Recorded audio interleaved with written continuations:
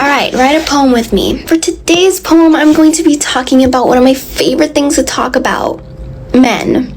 I'm just kidding, it's not one of my favorite things to talk about. But this line kept repeating on my head. They pick the women off their teeth. They pick the women off their teeth. It just kept repeating. So I was like, dang, I gotta write this down. And then I just kept thinking about how similar lust and hunger are. This visual just appeared in my head of this woman walking in the dark, like in a dark alley, and men just watching her, their mouths salivating like they wanted to eat her. After that, I also thought of a few other lines. I even wrote it down. I said, our bodies on an altar, our lives for them to offer. And then the idea of making it an analogy with like men and gods, lowercase g, and how the world kind of puts men on a pedestal. So there are two things I want to touch on today. The similarity between lust and hunger, and how men kind of are like gods of this world. They're not, but yeah.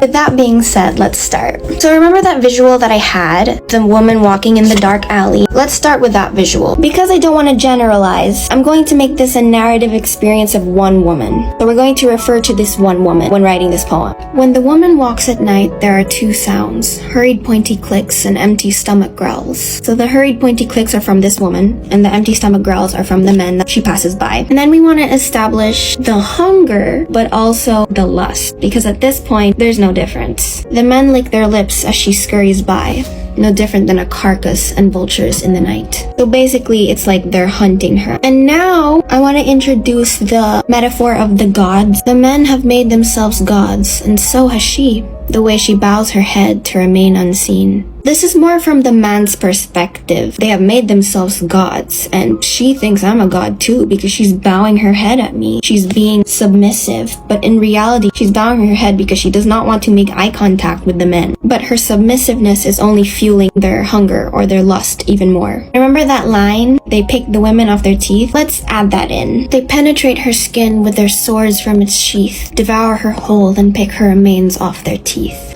Thanks for writing this with me, and I'll see you when the poem is out.